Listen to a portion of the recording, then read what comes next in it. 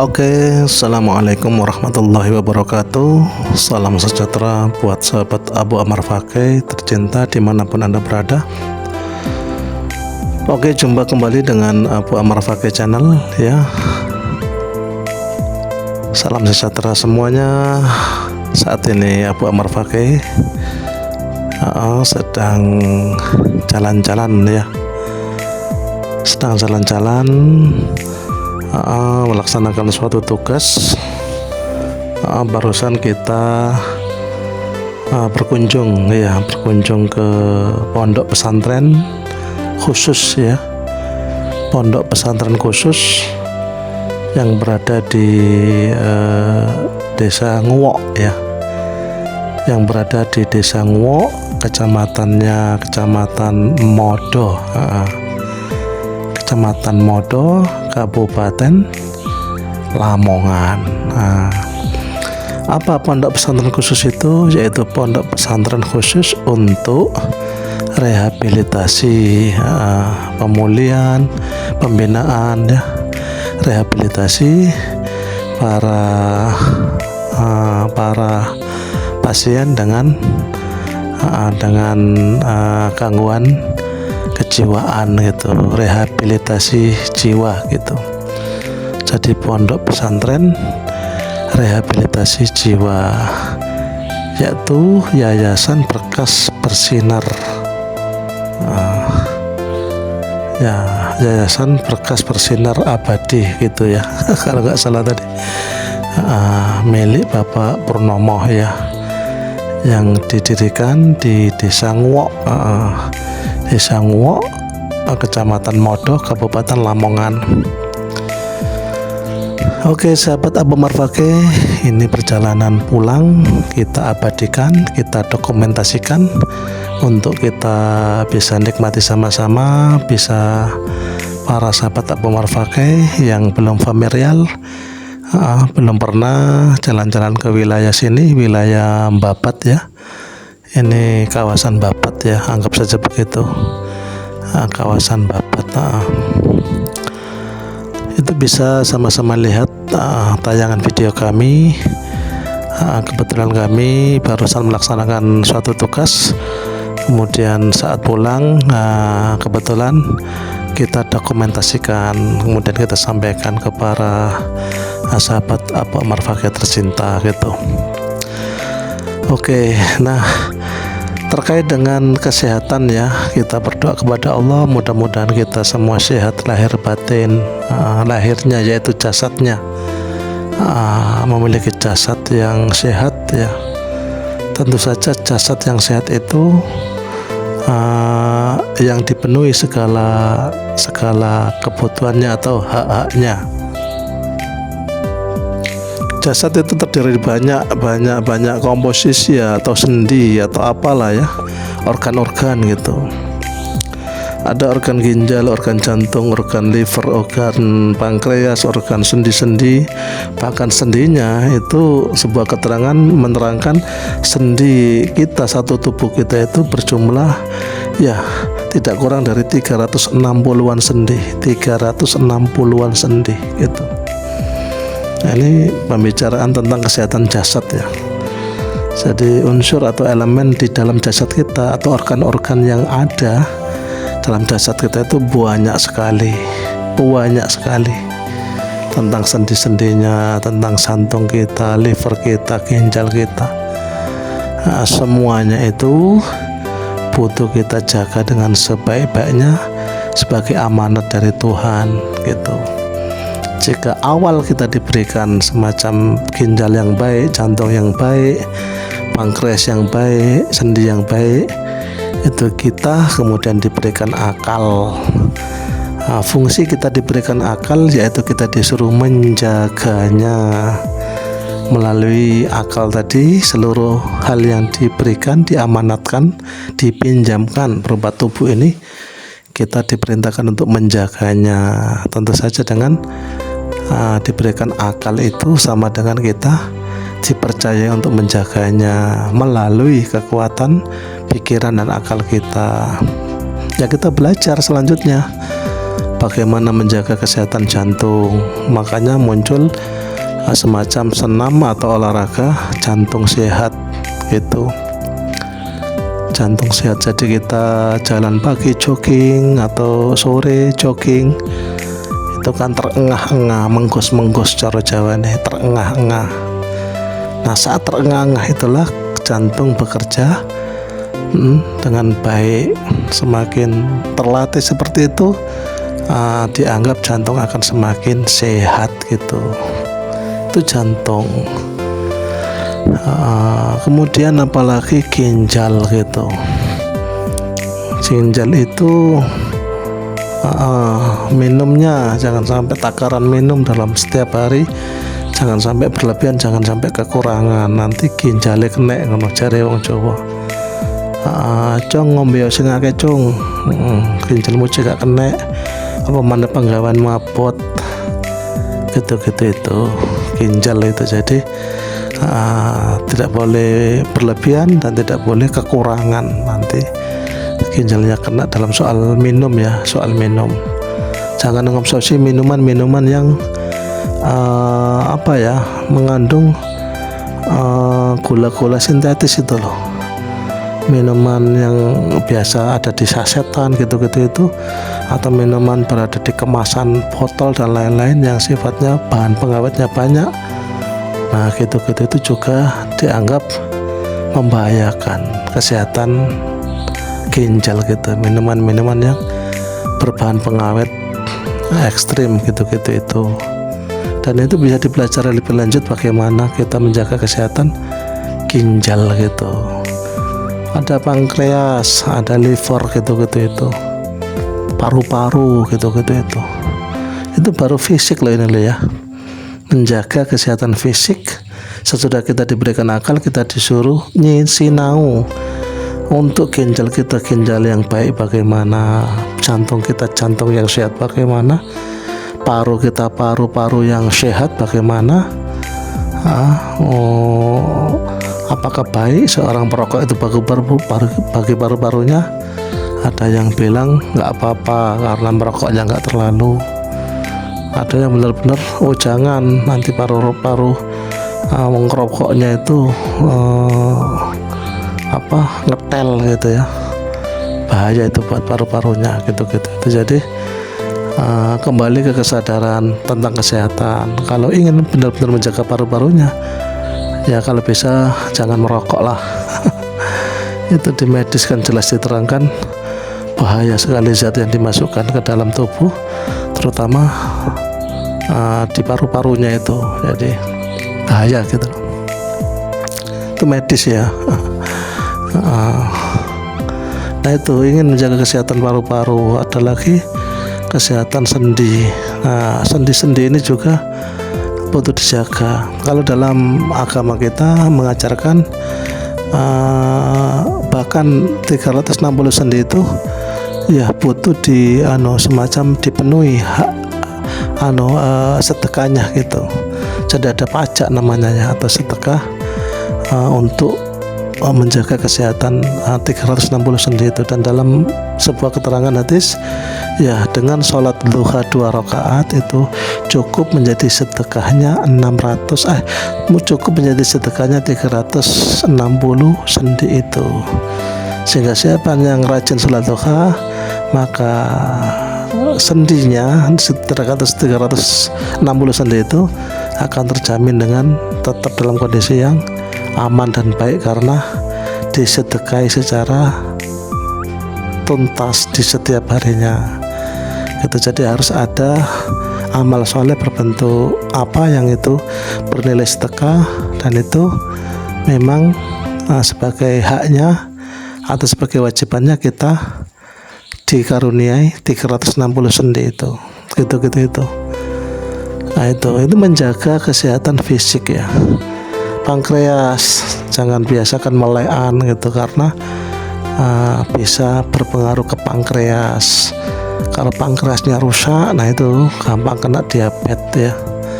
Itu biasanya kan pemuda-pemuda yang nggak mau tidur sore hari, tidurnya terlalu malam gitu itu sampai jadi kebiasaan. Nah itu nanti pankreasnya rusak. Kalau pankreasnya rusak, dia tidak bisa merubah zat gula menjadi insulin, dan yang terjadi adalah gampang sekali orang ini terkena diabetes. Dan diabetes adalah penyakit yang sangat mematikan, diabetes itu ya. Tuh gitu. Ini ilmu, ini wawasan bagaimana seseorang bisa menjaga kesehatan jasmaninya gitu.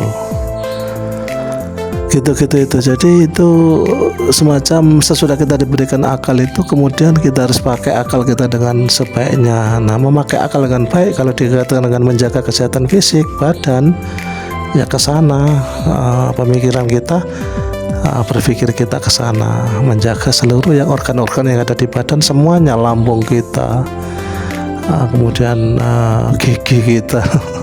Gak oleh mangan terlalu campur baur, mari mangan panas terus langsung dikasih mangan yang minum yang dingin, itu nanti giginya protol itu.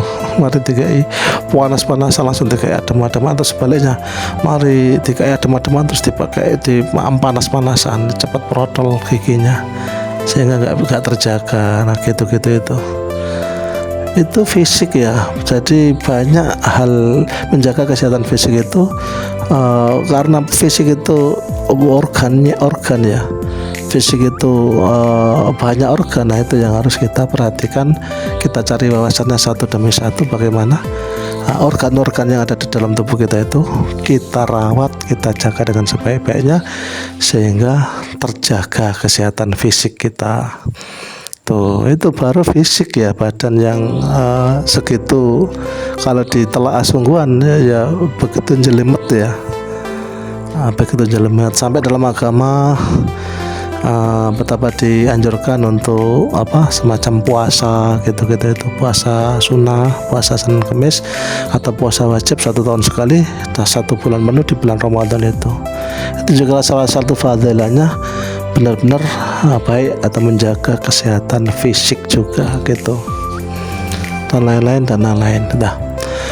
Kemudian terkait dengan kesehatan jiwa, nah ini tadi ya, Bu Amar Fakih barusan melaksanakan tugas mengantar ya salah satu warga ya untuk berobat ya, untuk ikhtiar mencari kesembuhan. Mudah-mudahan Allah memudahkan, mudah-mudahan Allah memberikan kesembuhan. Tadi kita sudah antarkan ke sebuah tempat yang bagus ya, sebuah tempat di sana benar-benar dilaksanakan rehabilitasi, yaitu pembinaan kesehatan baik fisiknya maupun mentalnya gitu.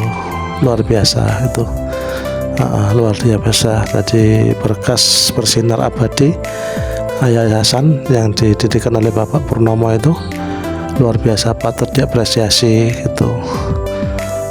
Jadi mestinya lebih banyak saja yayasan-yayasan seperti ini bermunculan di berbagai titik kota gitu. Itu penting sekali ya untuk memfasilitasi, untuk fasilitas semacam membantu, terutama bagi keluarga-keluarga yang tidak mampu, yang di dalam anggota keluarganya itu memiliki anak atau anggota keluarga yang berkebutuhan khusus seperti itu, jadi kena sakit gangguan mentalnya, jiwanya gitu. Itu jadi kalau ada salah satu anggota keluarga kena semacam disabilitas gangguan jiwa seperti itu luar biasa cobaan dari Tuhan yang cukup berat sekali gitu. Jadi dikembalikan kepada pimpinan keluarga tersebut. Kalau keluarganya keluarga yang mampu ekonomi, pasti kemudian dicari semacam tempat atau pondok-pondok rehabilitasi seperti pondok pesantren rehabilitasi jiwa atau mental yang dimiliki oleh Bapak Purnomo ini gitu. Itu bagi keluarga yang berada bisa sambung Bagi keluarga yang umpama belum mampu, ya barangkali bisa dibantu melalui berbagai organisasi semacam Lajismu atau Lajisnu gitu-gitu itu. Bisa bekerja sama dengan atau minta semacam bantuan ya, santunan, bantuan berbentuk pendanaan atau pembiayaan untuk berobat, untuk mengadakan rehabilitasi anggota keluarga yang memiliki memiliki disabilitas gangguan jiwa itu. Jadi Abu Ammar Fakih barusan telah melaksanakan tugas mengantar salah satu warga untuk berobat gitu. Ya, terima kasih kami sampaikan kepada organisasi yang telah membantu terlaksananya kegiatan ini, yaitu Al-Azizmu gitu.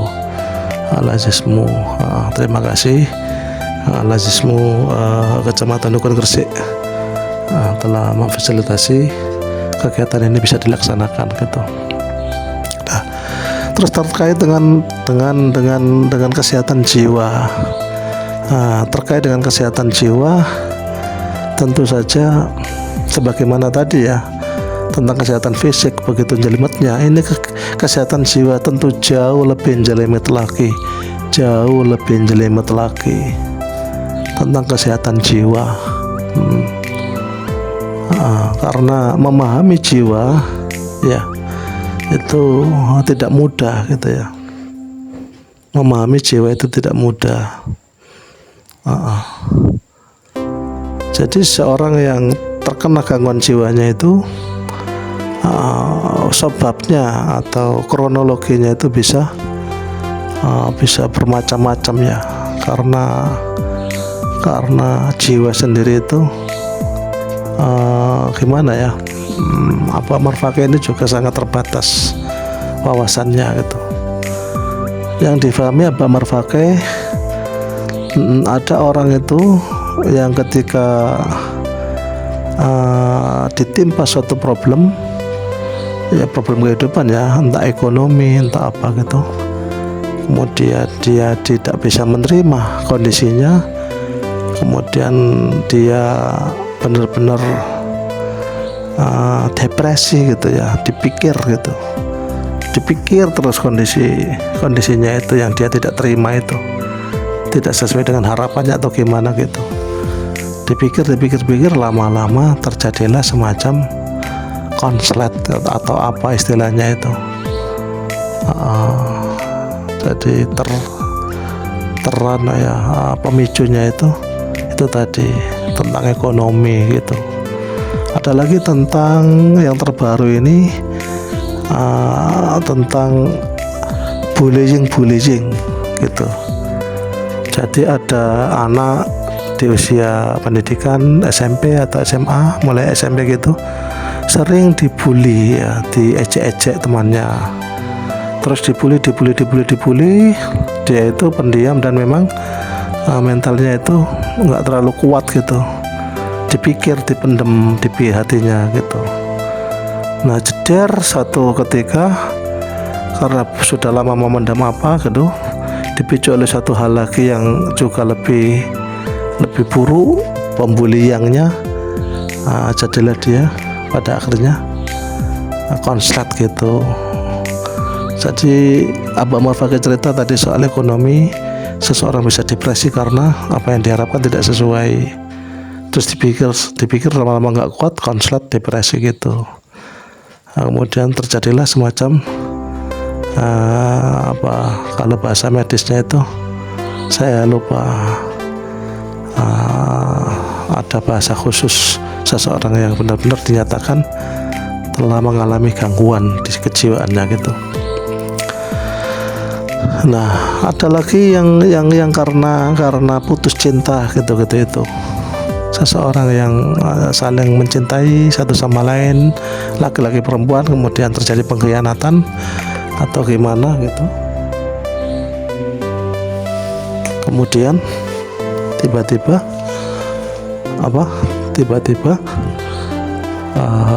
dia tidak kuat ya, dia tidak kuat menahan fakta bahwa dia dikhianati gitu, terus dipikir sama dia.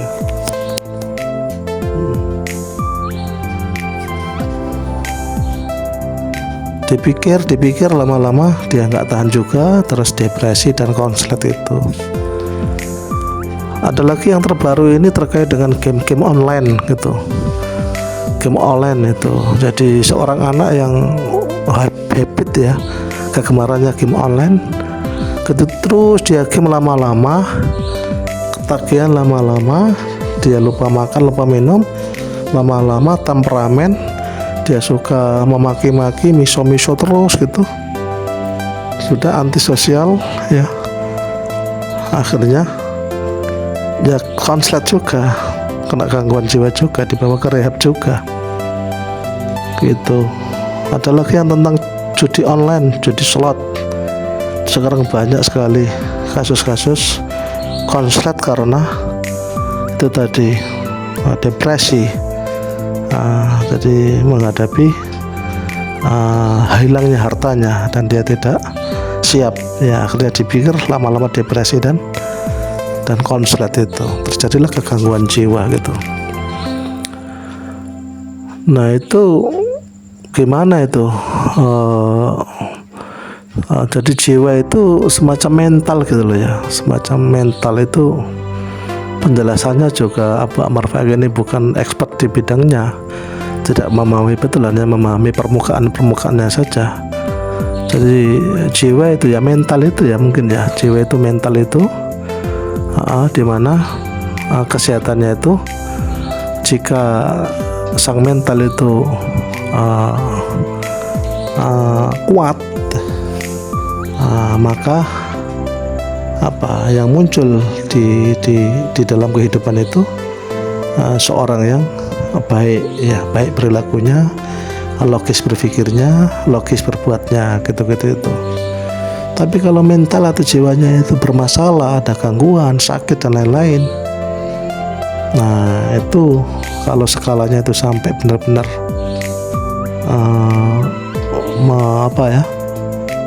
skalanya itu sampai membahayakan gitu ya, baik dirinya atau orang lain, ngamuk-ngamuk dan lain-lain. Nah, atau tidak mau melakukan apa-apa, depresi, diam saja, makan saja nggak mau, harus ditulang, depresi dan lain-lain seperti itu. Nah itu baru skala seperti itu loh, kasihan, butuh benar-benar uluran tangan untuk ngerehab gitu, jadi direhabilitasi gitu. Itu jadi posisi kesehatan jiwa ya, itu ini Abu Ammar Fakih sebut lebih rumit gitu ya. Kalau fisik tadi kan sesederhana, organ-organ jantung dijaga, bagaimana benarnya jaga kesehatan jantung. Nah kalau jiwa itu jelas ya, kalau ingin memahami jiwa yang sebenarnya harus masuk ke wilayah agama, tanya di dalam ajaran agama itu bagaimana gitu. Kalau diterangkan secara ilmu pengetahuan non agama, bukan dari dasar ajaran agama ya, khususnya Abu Ammar Fakih ini kesulitan memahaminya. Tapi kalau dibawa ke agama, nah mungkin di sana banyak sekali penjelasan dan dasar-dasar bagaimana seseorang bisa menjaga kesehatan jiwanya gitu, kesehatan jiwanya, mentalitasnya ya, atau hatinya gitu. Nah tiada lain ya di dalam agama Abu Ammar Fakih, agama Islam gitu. Jadi jiwa itu ya benar-benar butuh dikasih semacam kebutuhannya. Apa kebutuhan jiwa? Ya, kebutuhan jiwa salah satu adalah dia itu butuh butuh semacam ibadah gitu loh ya. Jadi kebutuhan jiwa itu benar-benar dia itu harus dibawa ke ranah spiritual gitu, biar dia kuat gitu loh. jadi bermental gitu loh. Jadi harus dibawa ke spiritual, dan nggak bisa seseorang itu punya spiritual kalau dia tidak mengkaitkan dirinya dengan suatu agama. Harus berhasil memeluk agama. Memeluk bukan sembarang memeluk, tapi memeluk dengan memeluk yang sebenarnya, tidak memeluk secara taklid, tidak memeluk agama secara taklid, atau hanya ikut-ikutan kayak memeluk agama dari keturunan, dari ayah ibunya, dari bayi, dari leher dia sudah beragama. Itu bagus, cuma harus diperbarui dengan akalnya yang sempurna, akal nalarnya yang sempurna. Itu harus ditemukan bahwa dia beragama itu benar-benar memiliki dalil-dalil, memiliki bukti-bukti, memiliki dasar-dasar yang kuat secara, bisa disebut secara ilmiah, secara ditanggung jawab gitu. Bisa ditanggung jawabi gitu loh. Tidak taklid, tidak ikut-ikutan. Kalau ditanyakan kenapa kamu memilih agama Islam, dia bisa jawab gitu loh.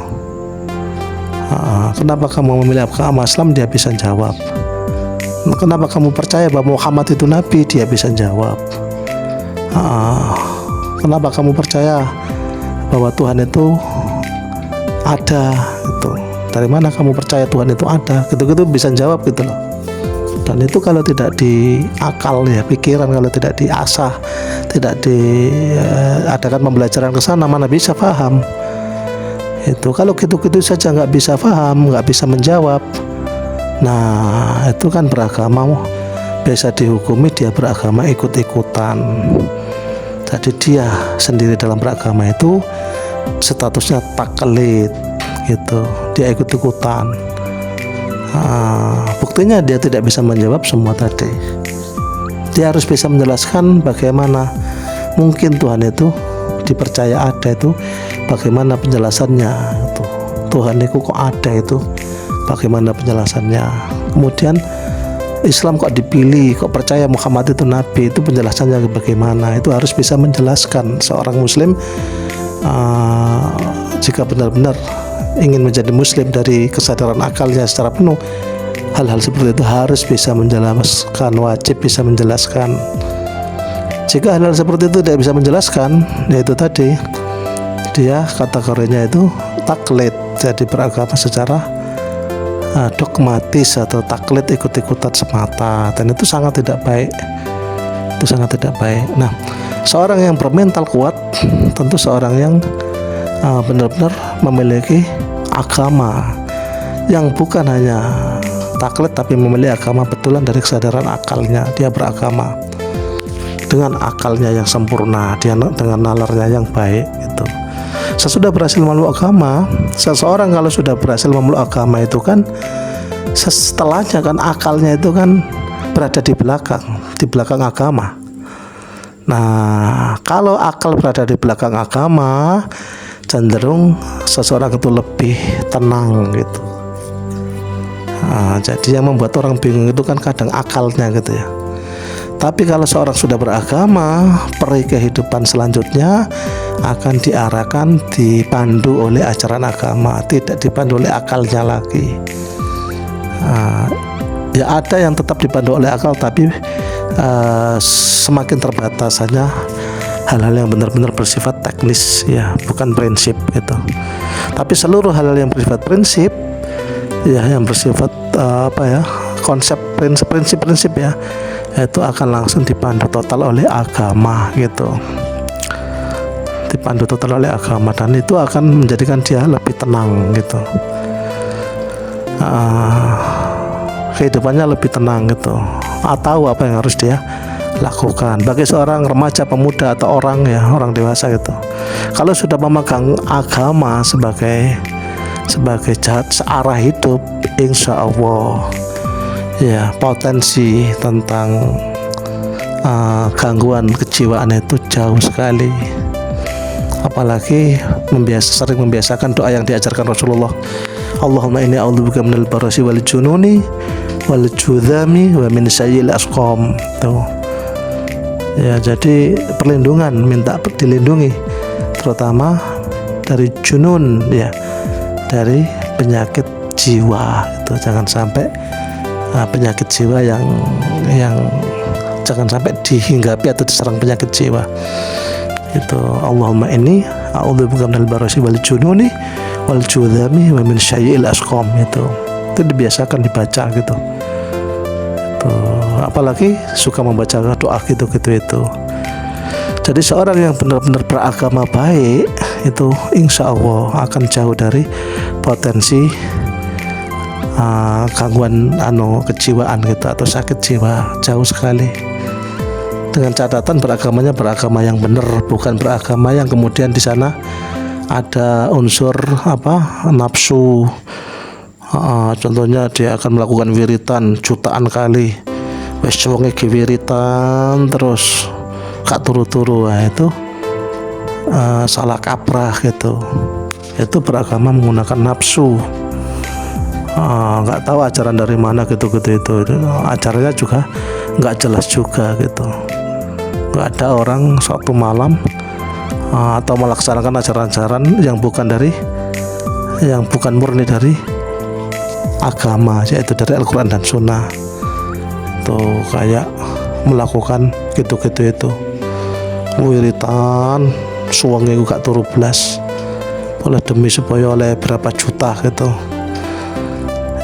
Itu kan tidak ada di dalam tuntunan hal seperti itu kan, menyalahi kelaziman seorang harus istirahat, seorang harus tidur gitu. Seakan-akan itu berangkat dari hawa nafsu gitu.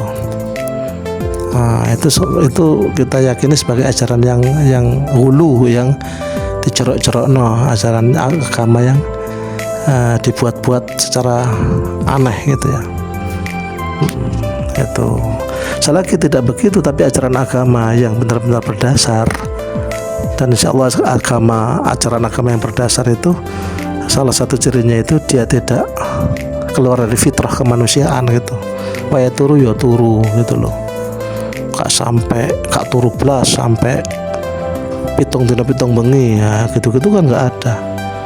Poso sing aneh-aneh nggak ada syariatnya, gak buka belas sampai pitung bengi ya nggak ada, gitu-gitu nggak ada gitu. Atau apalah gitu yang aneh-aneh dalam masyarakat itu, kadang-kadang banyak yang aneh-aneh seperti itu. Tidak, jadi beragama dengan beragama yang berdasar betul-betul ya, yang benar-benar berdasar dari Al-Quran dan Sunnah, tidak yang aneh-aneh, dan dicirikan dengan tidak keluar dari fitrah gitu kan. Kalau begitu insya Allah jiwa ini akan menjadi jiwa yang senantiasa fit ya, sehat. Jadi kalau ada hal yang diharamkan kayak judi entah berbentuk online atau apapun, dia tidak akan melakukannya. Hasilnya dia tidak akan punya keresahan, punya kegalauan karena kalah di dalam urusan itu, judi itu. Kemudian hal-hal yang kayak game-game gitu, yang kecenderungannya itu lebih banyak semacam kesia-siaan, menyia-nyiakan waktu gitu. Dalam agama juga ada ajaran gitu. Jadi tanda baik seorang agamanya yaitu dia akan tinggalkan sesuatu yang tidak benar-benar mengandung manfaat gitu kan ajaran agama. Seorang yang kuat beragamanya dalam pikirannya, dalam jiwanya, dalam hatinya, akan terarah gitu loh kehidupannya. Seorang anak atau remaja yang sudah dibekali orang tuanya atau lembaga sekolahnya itu tentang agama, maka dia akan paling tidak punya lah pemikiran seperti tadi. Dia tidak akan gampang gitu membuang waktu untuk sekedar main game atau semacam melakukan yang diharamkan yaitu judi. Enggak lah gitu. Dan itu kan menyelamatkan, enggak sampai didatangi berbagai keresahan dari yang dia lakukan sendiri itu. Walhasil dia akan melakukan sesuatu yang bermanfaat. Dia akan melakukan semacam hal-hal lain di luar yang membahayakan gitu. Dia akan olahraga, dia akan lebih manfaat gitu. Kemudian dalam agama juga dijelaskan bagaimana seseorang itu mendekatkan diri kepada Tuhan dalam bentuk ibadah gitu.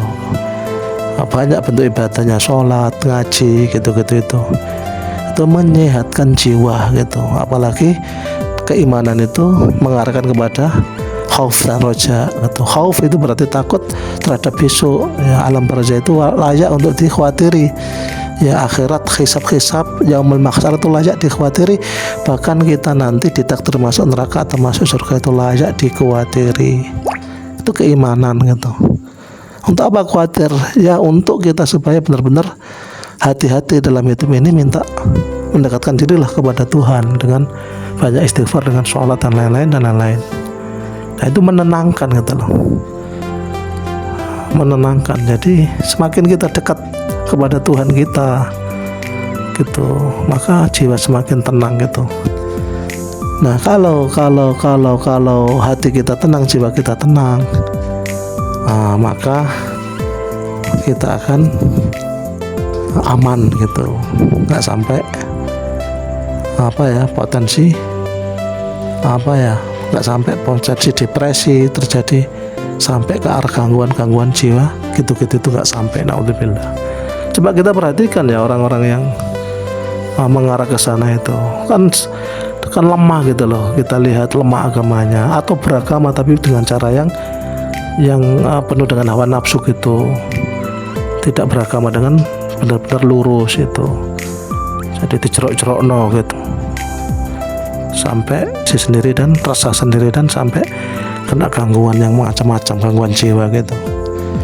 Jadi kalau seseorang itu baik agamanya, beragama dengan cara yang benar-benar terbentuk jiwa karakternya itu menjadi pribadi yang religi, insya Allah menghadapi berbagai tekanan hidup, apa yang diharapkan tidak terpenuhi, kemudian dan lain-lain yang sejenis, itu dia akan tatak gitu.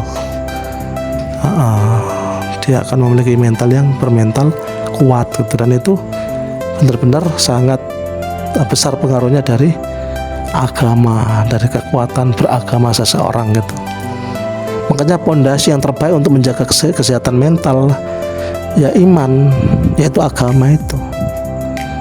Itu penanamannya jelas dari dini ya, sejak dini ya, sejak usia TK itu harus sudah ditanamkan tentang keimanan. TK, SD, MI atau MTS, SMP gitu-gitu, itu momentum emas untuk membuat pondasi. Apalagi anak yang hidup di zaman internet seperti ini ya nanti kalau mereka sudah besar sudah nggak bisa dikendalikan soal HP dan internet itu. Kalau mereka tidak dibekali agama dalam dadanya yang kuat oleh orang tuanya abai terhadap pembekalan agama, terus apa yang nanti bisa menyelamatkan anak-anak kita yang mereka memiliki cobaan yang beda dengan kita? Mereka lahir bersama internet yang luar biasa saat ini kemajuannya. Ada juga sekarang AI gitu, artificial intelligence, yang juga luar biasa. Nanti mereka itu bersaing dengan kecanggihan teknologi gitu-gitu itu.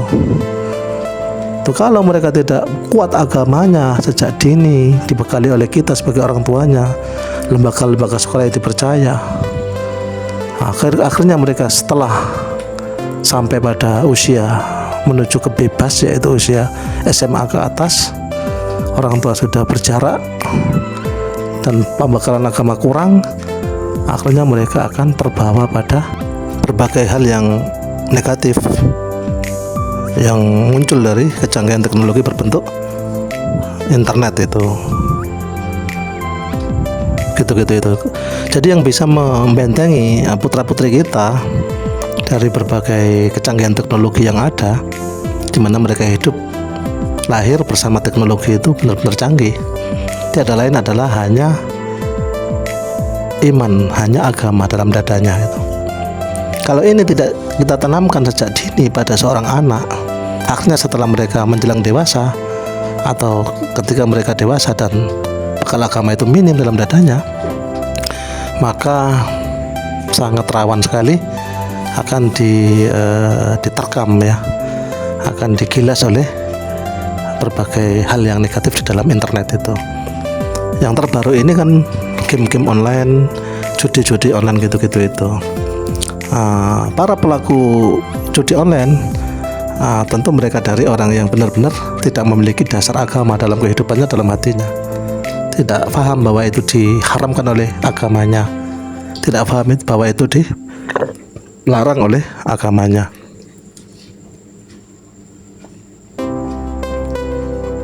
Nah, kalau sampai seperti itu, maka siapa nanti yang layak kritik gitu? Ya kita sebagai orang tuanya.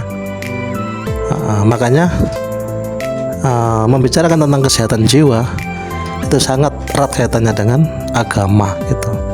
Membekali anak dengan ilmu agama.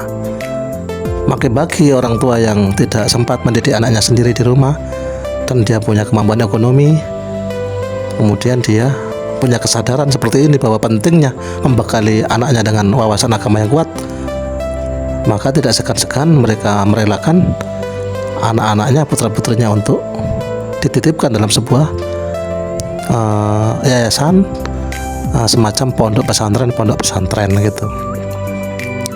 Di situ dididik benar-benar oleh kiainya gitu, oleh ustadznya gitu. Tentu saja pondok pesantren itu adalah tempat cetakan yang baik. Untuk mencetakkan di sana itu harus memiliki sistem yang baik. Dan kita percaya pondok pesantren yang ada itu, mereka itu pondok-pondok tersebut itu memiliki sistem-sistem yang baik untuk pendidikan, memperkuat agama anak-anak kita. Walaupun ada pondok pesantren itu yang benar-benar diberitakan dalam siaran-siaran TV, kiainya cabul atau dan lain-lain, ada yang terlalu keras sampai ada anak meninggal gara-gara dihukum seniornya dan lain-lain. Yang gitu-gitu itu kita sebut oknum ya. Yang gitu-gitu kita sebut oknum. Jadi memang ada, tapi pandai-pandai kita sebagai orang tua untuk memilihkan ya pondok pesantren yang benar-benar baik, yang terpercaya. Itu pandai-pandai saja, jangan sampai ya terjebak atau memilih tempat penitipan atau tempat pendidikan anak kita dengan kondisi yang itu tadi, yang tidak bagus ya, kiainya tidak bagus, ustadznya tidak bagus, jangan sampai itu. Jadi tidak menepis atau tidak menyuitkan hati kita sebagai orang tua yang kebetulan tidak punya waktu mendidik anak di rumah karena sibuk kerja dan lain-lain, ekonomi mampu, kemudian punya kesadaran bahwa pentingnya agama di dalam diri anak itu. Walaupun ada berita-berita miring tentang pondok, tentang kiainya ini, kiainya begitu, tidak menyuitkan nyali kita untuk tetap itu tadi membekali anak kita titipkan dalam sistem pendidikan pondok, kita percayakan dalam sistem pendidikan pondok gitu. Bagi yang punya waktu untuk membersamai anaknya, mendidik anaknya di rumah, boleh, walaupun tidak mondok, dididik betul-betul di rumah. Dibatasi tentang penggunaan gadget, gawai, HP, kemudian dibatasi tentang media, kemudian diajak melakukan pembiasaan kayak membaca, menulis, gitu-gitu itu. Diajak sholat berjamaah, gitu-gitu itu. Kemudian diberi penjelasan berbagai hal oleh orang tuanya sehingga anak ini benar-benar dapat sesuatu dari ayah ibunya, karena ayah ibunya bisa gitu. Karena ayah ibunya bisa, itu nggak apa-apa kalau nggak mondok gitu. Kesimpulannya, kesehatan jiwa itu erat kaitannya dengan agama gitu ya. Jadi agama itu benar-benar sebagai basic ya, dasar utama yang wajib teguh tegak, yang wajib baik di diri anak sejak dini, sejak usia TK itu sudah ditanamkan betul-betul agama. Mungkin dalam bentuk doktrin karena masih nalarnya belum muncul. Nanti kalau sudah SMP SMA baru kita bawa kepada diskusi melibatkan nalarnya gitu. Jadi bagaimana Tuhan itu kok ada gitu, bagaimana ceritanya Tuhan kok dia dianggap ada, itu harus dijelaskan. Terus bagaimana Muhammad kok dipercaya sebagai nabi? Kita itu loh percaya Muhammad sebagai nabi itu dalilnya apa, dasarnya apa, ilmiahnya bagaimana, itu usia SMP, usia SMA harus mulai gitu-gitu itu dijelaskan. Gitu. Kalau nggak bisa menjelaskan hal seperti itu, terus anak nggak sampai terbekali gitu-gitu, itu kan bahaya. Nanti rawan kalau sudah ke tempat-tempat tertentu, di sana banyak aliran-aliran tertentu. Mereka, kalau anak kita tidak terbekali dengan baik tentang dasar beragamanya, dengan ilminya, maka gampang sekali dipengaruhi, gampang sekali diajak ke aliran-aliran beragama yang tidak baik. Gitu. Contoh di Indonesia sendiri kan ada aliran-aliran yang aneh-aneh gitu. Aliran-aliran yang menyebut agama Islam itu ya agama yang berdasarkan ya pada Al-Quran. Kemudian dikaitkan Indonesia ini tidak berdasarkan Al-Quran. Kemudian menyebut Indonesia ini negara kafir gitu-gitu itu. Kemudian kita tidak boleh ikut kafir gitu-gitu. Itu kan simpang siur logika yang kadang oleh orang awam atau anak yang lugu itu gampang terpengaruh dengan logika persilatan logika seperti tadi itu, loncatan logika seperti itu yang seakan-akan terkait, seakan-akan gadok, seakan-akan logis. Bagi anak yang awam beragama ya langsung mengiyakan karena seakan-akan logis. Nah itu kalau anak tidak dibekali sejak dini tentang dasar-dasar beragama bagaimana, ya gampang sekali terbawa aliran-aliran yang tidak seperti itu. Itu banyak sekali ya, banyak sekali beragama alirannya itu banyak sekali yang tidak maksudnya yang aneh-aneh, jelas tidak ilmiah, jelas tidak punya dasar yang kuat. Nah anak kita harus kita bekali dengan kerangka berpikir yang ilmiah, kerangka berpikir yang benar-benar logis. Kita akan paham ilmiah itu benar-benar bagus untuk sebuah metode mengetahui sesuatu. Kan aja dengan pendekatan indrawi disebut ilmiah itu dengan pendekatan keindrawian indrawi. Ada yang disebut ilmiah itu dengan daya logika rasional gitu. Kemudian ada yang disebut ilmiah itu benar-benar berdasarkan dari wahyu atau kabar yang dianggap benar, karena wahyu ya kabar dari Tuhan, dari kenabian gitu itu ilmiah gitu. Jadi anak itu sejak awal dilatih cara berpikir ilmiah. Karena seluruh ajaran-ajaran yang nyeleneh, yang aneh-aneh itu hampir semuanya tidak ilmiah atau merasa diri ilmiah, tetapi kalau benar-benar ditantang apakah mereka ilmiah, diteliti betul, ternyata tidak. Mereka itu ilmiah abal-abal gitu. Mereka itu memotong-motong kaidah-kaidah seenaknya sendiri yang gampang saja diketahui ketika benar-benar dianalisa dengan metode ilmiah yang benar-benar urut gitu. Mereka akan ketahuan belangnya gitu. Jadi ajaran yang aneh-aneh itu kalau benar-benar dibawa ke meja dan diperdebatkan secara ilmiah, mereka akan kalah, dipastikan akan kalah gitu. Karena memang mereka tidak akan mampu memenuhi kaidah ilmiah, karena memang mereka keluar dari kebenaran gitu. Aneh gitu lah ajarannya gitu. Kayak Islam liberal gitu itu aneh ajarannya. Kalau di Indonesia sering kita dengar NII, Negara Islam Indonesia gitu, itu juga aneh ajarannya. Apalagi banyak yang aneh-aneh gitu. Kalau mereka benar-benar diajak debat di meja dengan dasar ilmiah, referensinya jelas, dan kaidah-kaidah metode penjabarannya itu benar-benar memenuhi kaidah ilmiah, mereka dipastikan kalah gitu. Jadi anak kita sejak dini itu harus dibiasakan berpikir dengan pola pikir ilmiah gitu. Termasuk harus dijelaskan ketika sudah nalarnya sudah terbangun, SMPK atau SMA-nya, atau bahkan sudah usia kuliah, nalarnya sudah bangun, dijelaskan itu bagaimana seseorang itu bisa mengakui tentang keberadaan Tuhan. Itu bisa kok dijelaskan secara ilmiah. Kemudian bagaimana Muhammad itu bisa diakui sebagai seorang nabi, itu bisa dijelaskan secara metode ilmiah loh, dengan metode ilmiah itu.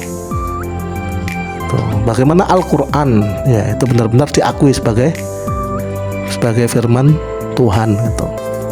Itu juga ada penjelasan secara ilmiah kuat gitu.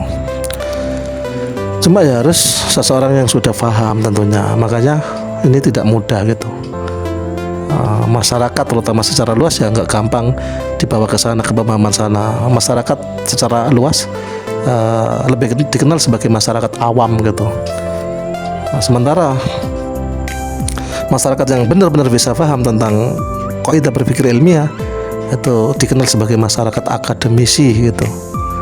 Ada masyarakat awam, ada masyarakat akademisi. Nah, putra-putri kita itu kita harapkan masuk ke dalam kategori nanti menjadi masyarakat akademisi, seorang yang berpikirnya itu benar-benar berpikir akademis, berpikir dengan metodologi yang baik, yaitu metodologi ilmiah. Intinya agama gitu loh. Jadi menjaga kesehatan jiwa itu pelik sekali, rumit sekali, lebih rumit dari jasad, tetapi kemudian menjadi sederhana jika kita kaitkan dengan agama gitu. Semakin taat beragama, semakin baik beragama, menjalankan agama, semakin tenang hatinya, semakin kuat mentalnya, semakin kuat jiwanya. Insya Allah begitu. Agama itu memberikan ketenangan, memberikan support, memberikan semangat gitu. Ya, agama itu. Ini menurut Abu Amr Faqih ya. Jadi kesehatan jiwa itu sesuatu yang sangat rumit ya, tetapi akan lebih sederhana jika dikaitkan dengan agama. Maka seorang yang ingin memiliki jiwa yang sehat, seseorang itu harus kuat beragamanya. Kalau sudah berhasil memilih agama Islam, maka perkuat ibadahnya, perkuat pendekatan diri kepada Tuhan Allah Subhanahu wa taala. Perkuat ibadahnya, ditambah sholat sunat tahajud, duha, sholat sunat ini, sholat sunat itu, rawatib dan lain-lain, witir ya. Kemudian membaca Al-Quran, ngaji gitu, itu semua menenangkan itu, menguatkan seseorang secara kejiwaan gitu. Kalau jiwa seseorang sudah kuat, maka menghadapi berbagai tantangan kehidupan akan bisa bertarung dengan baik. Mereka yang jiwanya lemah, yang memang agamanya lemah, menghadapi apa saja dalam kehidupan itu langsung kacau balau, resah, gelisah, sampai terjadi gelisah kali 1000 alias depresi. Jadi resah yang dikalikan 1000, gelisah yang dikalikan 1000 itu kan sama dengan depresi. Nah, gitu-gitu itu rata-rata dari agamanya lemah. Jadi dasar agama dalam dadanya itu sak jumput gitu, gak bisa digunakan untuk menghadapi tantangan kehidupan yang beragam dan kompleks. Bahkan tekanannya kadang-kadang levelnya itu sangat tinggi. Pas dapat tekanan kehidupan tinggi itu, kalau dia benar-benar memiliki mental yang kuat berasal dari agama yang kuat tadi, insya Allah menter wae, gak sampai ini, gak sampai ngono. Bahkan diguyu wae, tekanan yang segitu dasarnya, segitu tingginya, segitu ngantem begitu hebatnya itu diguyu, karena dia ternyata sudah bermental kuat, berasal dari religius ya, jiwanya jiwa religius gitu. Kuat mentalnya, nggak sampai menggelisahi terlalu, nggak sampai meresai terlalu, jadi seimbang, jadi balance gitu kan begitu. Nah, mereka yang lemah agamanya, yang tidak punya dasar agama, bahkan seluruhnya dipikir oleh akalnya, pikirannya, mikir berbagai tekanan hidup, mikir berbagai tantangan hidup hanya dengan akalnya dan pikirannya saja, yaitu yang rata-rata kemudian terjadi keresahan demi keresahan, kegelisahan demi kegelisahan, akhirnya terjadilah semacam depresi. Dan puncak dari depresi kan begitu, yaitu terjadi konslet itu dari wong Jawa apa pedat ya, lapar itu pedat gitu itu. Kasihan gitu loh, kasihan sekali. Nah, kita berlindung kepada Allah. Allahumma inni a'udzubika minal barasi wal jununi wal judhami wa min sayyi'il asqam. Kita berlindung kepada Allah, salah satunya itu dari gangguan penyakit gila atau penyakit gangguan jiwa lah gitu, ODGJ gitu itu istilahnya, orang dalam gangguan jiwa, ODGJ gitu. Alhamdulillah itu. harus dikhawatiri. Kalau kita bicara menjaga kesehatan jasad tadi itu serumit itu, ginjal kita bagaimana, pankreas, liver, kemudian jantung, paru-paru, sendi, terus macam-macam itu, serumit itu. Ya harus dipelajari bagaimana wawasannya sehingga kita bisa menjaga kesehatan fisik. Jiwa sama, jiwa jauh lebih rumit, tetapi lebih sederhana jika dikaitkan dengan agama. Seorang yang sudah beragama, memilih agama, berhasil memilih agama, memutuskan beragama, yaitu beragama Islam contohnya, kemudian menjalankan agama Islamnya itu dengan sangat baik, nah ini nanti akan membentuk semacam jiwa yang kokoh gitu. Karena berkaitan jiwa itu berkaitan dengan hati gitu. Jadi seorang yang bingung berarti jiwanya bingung. Apanya yang bingung? Hatinya bingung, perasaan gitu loh. Jadi dalam diri seseorang itu ada daya rasional, ya, ada perasaan, ada hati. Kan ada di fenomena masyarakat itu, ada orang itu yang cerdas sekali. Kalau dia menulisnya banyak dan bagus. Kalau dia kalau dia berkisah itu sungguh-sungguh memukau siapa yang mendengarkan kisahnya. Tapi, ada tapinya.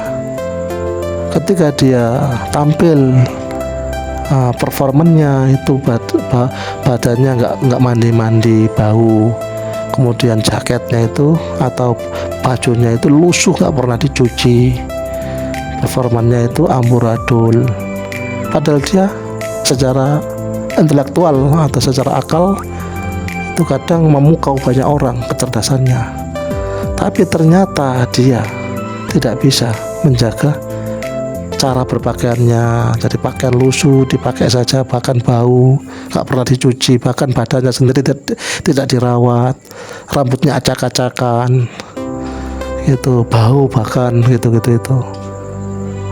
Nah, ini gimana ini memahami orang ini? Diketahui cerdas, ya, diketahui bisa mikir ini mikir itu, tapi menjaga performanya dia nggak mampu. Berarti orang itu akalnya beres tapi kejiwaannya tidak beres gitu. Gitu. Jadi terutama salah satu penyakit jiwa yang hampir ada di setiap kita itu perasaan malas, itu masuk kepada salah satu gangguan penyakit kejiwaan ringan gitu ya, malas gitu ya. Itu salah satu mungkin begitu. Jadi salah satu jenis kegagalan jiwa yang ada pada setiap orang, pada diri kita bahkan, itu perasaan malas gitu. Itu harus kita lawan, kita perangi sendiri. Itu jadi terkait dengan gangguan jiwa atau menjaga jiwa, kesehatan jiwa ya, menjaga kesehatan jiwa itu Abu Ammar Fakih lebih mengkaitkan dengan agama gitu. Mari perkuat agama kita, akan dijamin jiwa kita akan menjadi jiwa yang sehat. Makanya di tempat-tempat rehabilitasi di sana benar-benar dibawa kepada ranah agama. Mereka diajak ngaji, mereka diajari membaca Al-Quran. Kalau mereka beragama Hindu ya mereka dibawa kepada mantra-mantra Hindu gitu. Buddha ya begitu, Kristen ya begitu. Apalagi Muslim ya Muslim dibawa ke Al-Quran gitu, dibawa ke spiritual, ke agamanya masing-masing. Jadi proses rehabilitasi atau pengobatan dalam pondok-pondok rehabilitasi gangguan jiwa itu di samping dia diberi semacam obat medis ya, pengobatan medis, mereka juga diberi semacam siraman rohani, diajak ngaji kalau Islam gitu. Pokoknya dibawa kepada kerohanian gitu, karena memang itu benar-benar bisa membawa kepada ketenangan gitu. Nah, bagi orang kita yang sehat walafiat, demi menjaga kesehatan jiwa kita harus benar-benar masuk ke dalam agama dengan benar gitu, bukan taklid gitu. Sholat kita harus sholat yang sungguh-sungguh bisa kita rasakan sebagai bentuk penghambaan kita kepada Tuhan kita. Kemudian ngaji kita juga sebagai bentuk penghambaan, karena memang itu perintah Allah, membaca firman-firmannya, membaca ayat suci Al-Quran gitu, dan lain-lain, wiritan, memuji Allah, subhanallah wa bihamdihi, subhanallahal adzim, subhanallah wa bihamdihi, subhanallahal adzim, gitu itu. wiritan la ilaha illallah, la ilaha illallah, sallallahu ala Muhammad, sallallahu ala Muhammad. Gitu-gitu itu menenangkan ya di momen-momen malam gitu, habis tidur, habis wudhu, sholat 2 rakaat terus zikir atau wiritan ya, kan sudah tidur aman gitu. Menjelang subuh gitu, 1 jam sebelum subuh itu bangun dan mandi-mandi terus sholat 2 rakaat, sholat tahajud atau witir. Kalau sudah terus ngaji-ngaji atau zikir gitu, wiritan seperti tadi itu, sallallahu ala Muhammad, itu menenangkan gitu. Kalau dari situ kita berhasil menghasilkan semacam ketenangan batin, itu kemudian jiwa kita masuk kategori jiwa yang sehat gitu. Itu. Nah, anak-anak kita, putra-putri kita, generasi kita itu layak sekali mereka kita tanamkan seorang yang benar-benar beragama gitu. Lepas dari nanti mereka ambil pendidikan di jurusan apa, yang jelas agama itu nomor 1 sebagai pondasi dulu tuh. Jadi sekolah dasarnya itu harus sekolah dasar yang menanamkan ilmu-ilmu agama yang kuat. Sekolah dasar berarti SD, SMP ya, usia MI, MTS, itu harus beres agamanya. Lembaga sekolahnya terus lembaga sekolah yang benar-benar kuat menanamkan nilai-nilai agama itu, sehingga anak itu terbantu di lembaga sekolahnya juga dari rumah tangga bapak ibunya gitu. Itu kalau seperti itu insya Allah nggak akan sampai terjadi hal-hal yang aneh-aneh gitu, yaitu semacam kena gangguan kejiwaan gitu, insya Allah gitu. Kalau sudah maksimal usaha kita, faida azamta fatawakkal 'alallah, baru kalau sudah maksimal kita serahkan semuanya kepada Allah. Kalau masih seseorang itu, baik dari anggota keluarga kita itu kena semacam bencana, musibah ya, kena gangguan jiwa, maka itu kalau kita sudah sebelumnya mengusahakan dengan baik dan benar, dengan maksimal, maka kita kembalikan inilah cobaan dari Allah, tentu hikmahnya ada. Itu kita langsung meyakini sebagai kehendak Allah, karena kita sudah maksimal di atas maksimal, usaha kita maksimal di atas maksimal. Itu baru kita boleh berpikir maka semua ini datang dari Allah sebagai ujian. Karena ada penaikan derajat itu harus melalui ujian. Tentu saja ujian kenaikan derajat itu tidak ringan, karena ada ampunan itu baru dosa kita diampuni ketika kita diberikan semacam ujian itu. Kalau kita lulus, dosa kita diampuni gitu. Jadi hikmah didatangkan ujian itu tentu banyak sekali. Kita harus tetap memuji Allah dalam segala sesuatu gitu. Bahkan mendapat musibah itu kita disuruh tetap berucap alhamdulillah, memuji Allah. Kalau ada musibah, hal yang tidak menyenangkan, kita disuruh membaca alhamdulillahi ala kulli hal gitu. Terhadap sesuatu hal yang tidak menyenangkan kita, berbentuk musibah pokoknya yang nggak menyenangkan, kita tetap disuruh memuji Allah dengan ucapan alhamdulillahilladzi ala kulli hal gitu. Adapun terhadap hal yang nikmat ya, yang berbentuk menyenangkan, ajaran yang disampaikan kepada kita yaitu kita membaca alhamdulillahilladzi bi ni'matihi tatimmus sholihah gitu. Jadi caranya begitu. Jadi tetap dalam kondisi apapun, termasuk didatangi musibah gitu, tetap kita disuruh membaca alhamdulillahilladzi ala kulli hal. Baca hamdalah, qulil hamdulillahilladzi ala kulli hal gitu. Oke sahabat Abu Marfaqih, itu membicarakan tentang kesehatan fisik, sesuatu yang sangat jelimet, dari mulai kesehatan sendi, kesehatan jantung, ginjal, paru-paru, kesehatan apalagi pankreas, liver, kesehatan lambung, usus, banyak sekali.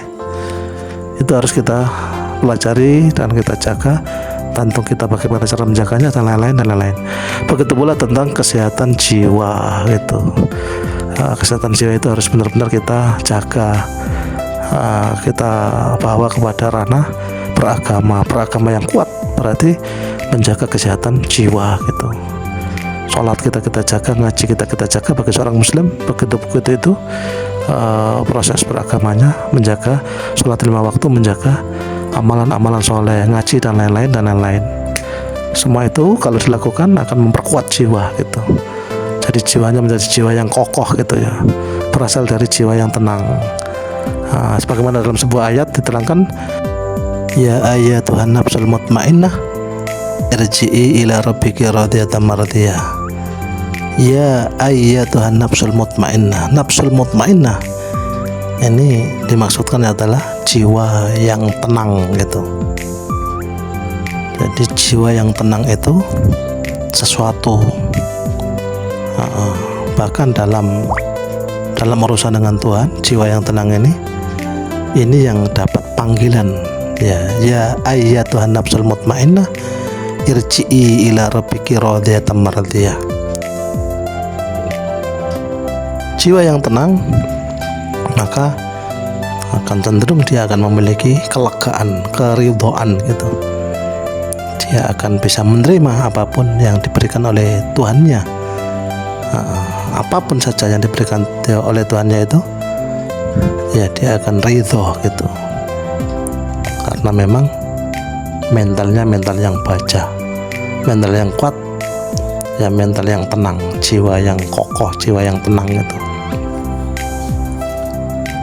Oke, sahabat Abah Marfaki semua, itu tadi pembicaraan kita terkait dengan menjaga kesehatan fisik, juga menjaga kesehatan jiwa gitu. Kita berdoa mudah-mudahan kita semua senantiasa dilindungi oleh Allah Subhanahu wa taala, badan kita sehat, kita jaga kesehatan kita dengan kesehatan fisik kita dengan baik, juga kita jaga kesehatan jiwa kita dengan baik. Kalau kita beragama muslim, maka menjaga kesehatan jiwa adalah laksanakan ajaran-ajaran agama dengan baik ya. Jaga sholat 5 waktu, jaga amal-amalan soleh yang berpahala besar seperti ngaji. Insya Allah diri kita akan menjadi diri yang sehat jiwa dan raga. Amin ya rabbal alamin. Demikian, sampai jumpa di lain kesempatan ya. Wassalamualaikum warahmatullahi wabarakatuh.